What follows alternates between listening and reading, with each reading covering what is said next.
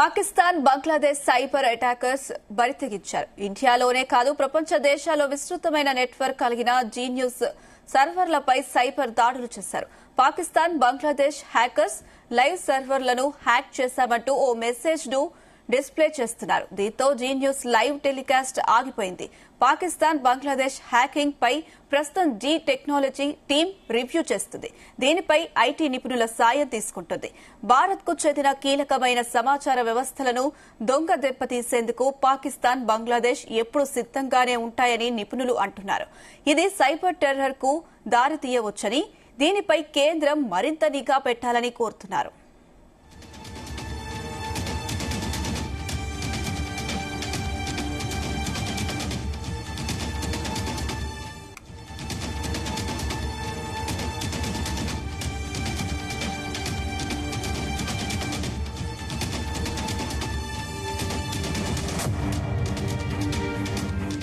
Pakistan Bangladesh cyber attackers బరితెగించారు. ఇండియాలోనే కాదు ప్రపంచ దేశాల్లో విస్తృతమైన నెట్వర్క్ కలిగిన జీ న్యూస్ సర్వర్లపై సైబర్ దాడులు జరిపారు. ఇక దీనికి సంబంధించి మరిన్ని అప్డేట్స్ మా chief news coordinator Radhakrishna live ద్వారా అందిస్తారు. రాధాకృష్ణ. Good afternoon Anusha. ముఖ్యంగా పాకిస్తాన్ మరొక విద్రోహ చర్య అనొచ్చు, లేకపోతే తీవ్రవాదాన్ని కొత్త రకంగా ప్రవేశపెట్టే ప్రయత్నం చేస్తుందనుకోవచ్చు. ముఖ్యంగా ఈ రోజు జీ న్యూస్ సంబంధించినటువంటి లైవ్ సర్వర్ నెట్వర్క్ ను మొత్తం కూడా హ్యాక్ చేసే ప్రయత్నం చేసింది. ఈ రోజు మధ్యాహ్నం జరిగినటువంటి యొక్క విద్రోహ చర్యతో లేకుంటే పాకిస్తాన్ మరొక ఇట్లాంటి సైబర్ నెట్వర్క్ సైబర్ దాడికి పాల్పడిందని చెప్పవచ్చు. ఇటీవల కాలంలో భారత్ పాకిస్తాన్ మధ్య తీవ్ర ఉద్రిక్త పరిస్థితులు నెలకొన్నాయి. పెహల్గాం దాడి ఘటన తర్వాత పాకిస్తాన్ అదేవిధంగా భారత్ లో ఉన్నటువంటి ప్రతి విషయాన్ని యావత్ ప్రపంచానికి జీ న్యూస్ ఫస్ట్ అన్ని ఎక్స్క్లూజివ్ గా చూపిస్తూ వచ్చింది. అసలు భారత్ లో పెహల్గాం దాడి ఘటన జరగడానికి కారణాలు ఏంది, దానికి కారణం పూర్తి స్థాయిలో ఈ యొక్క పాకిస్తాన్ సంబంధించిన తీవ్రవాద సంస్థలు జైషే మహమ్మద్ కావచ్చు, లష్కర్ తోయిబా కావచ్చు, ఈ తీవ్రవాద సంస్థలకు సంబంధించినటువంటి టెర్రరిస్టులు ఈ ఘాతుకానికి పాల్పడ్డారు అని చెప్పేసి మొత్తంగా కూడా ఈ జీ న్యూస్ ఎప్పటికప్పుడు సమాచారాన్ని చూపిస్తోంది. ఆ తర్వాత కూడా ఇక నెక్స్ట్ లెవెల్లో ఏంటంటే ఇటీవల కాలంలో భారత్ పాకిస్తాన్ మధ్య తీవ్ర ఉద్రిక్త పరిస్థితులు నిలబడ్డాయి. ఆ టైంలో అక్కడ నుంచి ఆపరేషన్ సింధూర్, భారత్ ఎంతో ప్రతిష్టాత్మకంగా పాకిస్తాన్ లోని తీవ్రవాదులను ఏరివేయడానికి ఆపరేషన్ సింధూర్ ను తెరపైకి తీసుకొచ్చింది. ఆపరేషన్ సింధూర్ తో ఏకకాలంలో దాడులు నిర్వహించి పాకిస్తాన్ లోని తీవ్రవాద శిబిరాలన్నింటినీ కూడా ధ్వంసం చేసింది. దాదాపు 100 మందికి పైగా తీవ్రవాదులను మట్టుబెట్టింది. సో ఈ విషయాన్ని అంతా కూడా ఎప్పటికప్పుడు అప్డేట్ గా ఇస్తూ మొత్తంగా కూడా జీ న్యూస్ సమాచారాన్ని అదేవిధంగా న్యూస్ కవరేజ్ ని విస్తృతంగా ఇచ్చింది. వరల్డ్ వైడ్ గా కూడా జీ న్యూస్ పెద్ద నెట్వర్క్. అసలు చెప్పాలంటే భారతదేశంలోనే ఇండియాలో మొదటి శాటిలైట్ ఛానల్ కూడా జీ నెట్వర్క్.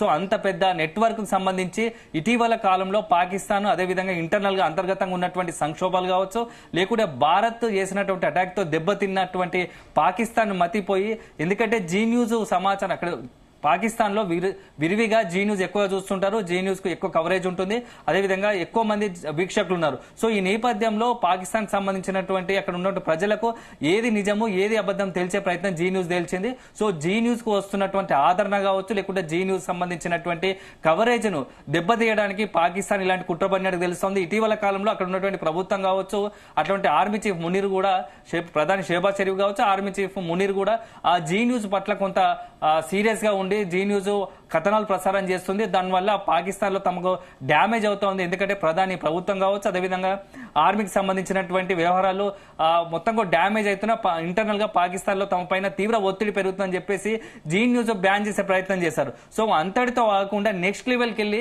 ఏకంగా జీ న్యూస్ మొత్తం కూడా ప్రసారం లైవ్ నే హ్యాక్ చేసే ప్రయత్నం చేశారు. ఈ రోజు మధ్యాహ్నం జరిగినటువంటి సైబర్ లో బీహార్ లో ఏకంగా బీహార్ సంబంధించిన బీహార్ జీ న్యూస్ లైవ్ నడుస్తుండగానే ఒక మెసేజ్ వచ్చింది, డిస్ప్లే అయింది, hacked by Pakistan and Bangladesh అని చెప్పేసి. సో మొత్తంగా కూడా సైబర్ అటాక్ పాకిస్తాన్ సంబంధించి పాల్పడినట్టుగా తెలుస్తోంది. పాకిస్తాన్ బంగ్లాదేశ్ సంబంధించినటువంటి సైబర్ నేరగాలు ఇలాంటి అటాక్ కు పాల్పడుతున్నట్టుగా తెలుస్తోంది. సో మొత్తంగా ఈ సైబర్ అటాక్ పైన జీ న్యూస్ యాజమాన్యంగా జీ న్యూస్ మొత్తం కూడా అప్రమత్తమైంది. ఎప్పటికప్పుడు ఆ మానిటరింగ్ చేస్తూ దీనికి సంబంధించినటువంటి ఏదైతే యూట్యూబ్ లైవ్ స్ట్రీమ్ నడుస్తున్నప్పటికీ శాటిలైట్ ఛానల్ సంబంధించినటువంటి లైవ్ స్ట్రీమ్ అయిపోయింది. సో త్వరగానే వీలైన త్వరలో దాని యొక్క మొత్తం కూడా ఆ సమస్యను రెక్టిఫై చేసి మళ్ళీ ఆ ప్రసారాలు లైవ్ ప్రసారాలు ఇచ్చే ప్రయత్నం చేస్తోంది. ఇప్పటికే మన టెక్నికల్ బృందం కూడా జీ టెక్నికల్ బృందం రంగంలో దిగింది. ఆ మొత్తం కూడా సైబర్ అటాక్ సంబంధించినటువంటి పూర్తి స్థాయిలో విచారణ చేస్తున్నారు. అవసరమైతే ప్రభుత్వాన్ని కావచ్చు, అక్కడ ఉన్నట్టు స్థానికంగా ఉన్నటువంటి ఆ సైబర్ టీమ్ కూడా పోలీసులకు కూడా మొత్తంగా కూడా ఈ యొక్క ఫిర్యాదు చేసే అవకాశం కనబడతా ఉంది. సో పాకిస్తాన్ ఇప్పుడు కొత్త తరహా యొక్క మొత్తంగా కూడా యుద్ధంతో కాకుండా కొత్త తరహా లేకుంటే అటాక్ పాల్పడుతున్నట్టుగా తెలుస్తోంది. ఎందుకంటే పాకిస్తాన్ భారత్ సంబంధించిన తీవ్ర ఉద్రిక్త పరిస్థితి నేపథ్యంలో పాకిస్తాన్ సంబంధించిన సైబర్ నేరగాళ్లు ఏకంగా భారత కేంద్ర ప్రభుత్వం సంబంధించినటువంటి కీలకమైనటువంటి సంస్థలు, అదే విధంగా ఆ సంస్థలకు సంబంధించినటువంటి వెబ్సైట్ చేశారు. సో అది చేతగాక అది వదిలేశారు. తర్వాత నెక్స్ట్ లెవెల్ గా ఏకంగా ఇప్పుడు దేశంలో జీ నెట్వర్క్ నెంబర్ 1 గా ఉంది. ఎప్పటికప్పుడు న్యూస్ అప్డేట్ ఇస్తుంది. మొత్తం వరల్డ్ వైడ్ గా బిగ్గెస్ట్ నెట్వర్క్ కాబట్టి సో జీ న్యూస్ కు పెద్ద ఎత్తున అభిమానులు ఉంటారు. సో ఆ వీక్షకులు ఉంటారు. సో వీళ్ళందరినీ టార్గెట్ చేసుకొని జీ న్యూస్ ను హ్యాక్ చేసే ప్రయత్నం పాకిస్తాన్ చేసినట్టుగా తెలుస్తోంది. సో పాకిస్తాన్ కు మాత్రం జీ న్యూస్ ఒకటే చెప్పదలుచుకుంటుంది. అక్కడ ఉన్నటువంటి హ్యాకర్లు కావచ్చు, సైబర్ నర్ కావచ్చు, న్యూస్ విషయంలో ఎక్కడ కాంప్రమైజ్ లేదు. ఇట్లాంటివి ఎన్నో చూసింది జీ న్యూస్ కూడా. సో అటాక్ సంబంధించి సైబర్ అటాక్ ను ముందుగా రెక్టిఫై చేసి మళ్ళీ ప్రసారాలు చేస్తాము. అక్కడ ఉన్నటువంటి పాకిస్తాన్ సంబంధించిన ప్రభుత్వం కావచ్చు, ప్రధాని షెహబాజ్ షరీఫ్ కావచ్చు, అదేవిధంగా ఆర్మీ చీఫ్ మునీర్ కావచ్చు, ఇటీవల కాలంలో వాళ్ళిద్దరికి సంబంధించిన ఐటమ్స్ ఎక్కువ మనము టెలికాస్ట్ చేశాం. ఎందుకంటే బంకర్ లో దాచుకున్న పరిస్థితుల్లో భారత్ తో కౌంటర్ అటాక్ దిగిన నేపథ్యంలో వాళ్ళు బంకర్ లో తలదాచుకున్నారు. షెహబాజ్ షరీఫ్ ను అక్కడ ఉన్నటువంటి రక్షణ బృందం తీసుకొని బంకర్ లో దాపెట్టింది. ఆర్మీ చీఫ్ అయినటువంటి మునీర్ అయితే అసలు పత్తా లేకుండా పోయాడు. ఇవన్నీ కూడా మనం ఎప్పటికప్పుడు అప్డేట్ చేస్తూ వస్తున్నాం జీ న్యూస్. సో ఇక్కడ పాకిస్తాన్ లో కూడా జీ న్యూస్ ను ఫాలో అయ్యే వాళ్ళు ఉంటారు కాబట్టి ఈ విషయాలు తెలుసుకొని మన యొక్క ప్రభుత్వ అధినేత కావచ్చు, ప్రధాని కావచ్చు, మన ఆర్మీ చీఫ్ ఇంత పిరికి పందలా అనే ఒక చర్చలు లేవనెత్తారు. సో ఇదంతా కూడా కొత్త జీ న్యూస్ వల్ల జరిగిందనే ఒక భ్రమలో ఆ పాకిస్తాన్ ఉంది. సో నిజంగా జరిగింది అదే. సో అట్లాంటి పరిస్థితుల్లోనే జీ న్యూస్ పై ప్రత్యేకంగా నిఘా పెట్టినట్టుగా తెలుస్తుంది. ఇట్లాంటి సైబర్ దాడులకు పాల్పడినట్టు. ఇదే కాకుండా ఇటీవల కాలంలో అక్కడ ఉన్నటువంటి పాకిస్తాన్ లో అంతర్గతంగా ఉన్న సంక్షోభం కావచ్చు, అదే సందర్భంలో బలూచిస్తాన్ విషయంలో ఆ జీ నెట్వర్క్ విస్తృతంగా కథనాలు ప్రసారం చేసింది. ఎందుకంటే బలూచిస్తాన్ సంబంధించి ఎప్పటికప్పుడు అప్డేట్ ఇస్తుంది. స్వతంత్ర దేశంగా ఏర్పాటు కావాలనుకుంటున్నారు.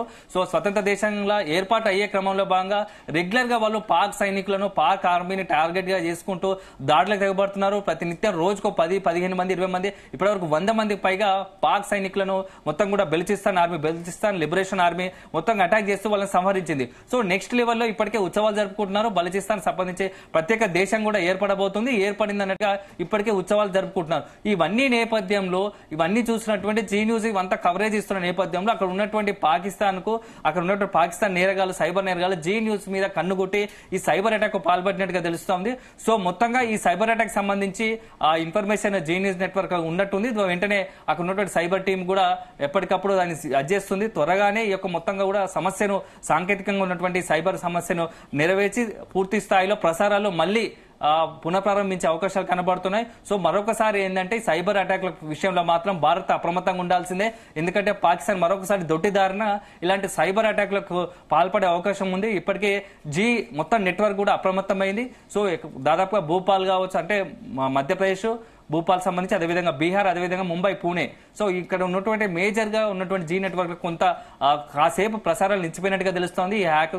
సో మొత్తం కూడా అక్కడ ఉన్నటువంటి ఛానల్ డిస్ప్లే మాత్రం hacked by Pakistan and Bangladesh అని వస్తుంది. సో ఈ రెండు దేశాలకు సంబంధించిన సైబర్ ఇద్దరు కలిసి సంయుక్తంగా ఈ అటాక్ చేసినట్టుగా తెలుస్తోంది. సో ఈ సైబర్ అటాక్ల పట్ల మాత్రం కేంద్రం అప్రమత్తంగా ఉండాలి. ఎందుకంటే గతంలో కొద్ది రోజుల క్రితం కూడా చూసాం, ఉద్రిక్త పరిస్థితి నేపథ్యంలో కీలకమైనటువంటి కేంద్ర వెబ్సైట్లను కూడా హ్యాక్ చేసే ప్రయత్నం చేశారు. సో ఇప్పుడు జీ న్యూస్ నెట్వర్క్ ను హ్యాక్ చేసే విఫలయత్నం చేశారు. సో మరి క్షణాల్లో, మరి కొద్దిసేపట్లోనే ఈ యొక్క ప్రసారాలు అన్ని కూడా పూర్తి స్థాయిలో మళ్ళీ అవుతుంటాయి, లైవ్ ప్రసారాలు టెలికాస్ట్ అవుతాయని చెప్పేసి కూడా జీ నెట్వర్క్ ఇప్పటికే ప్రకటించింది. Anusha. Right Radhakrishna, thank you.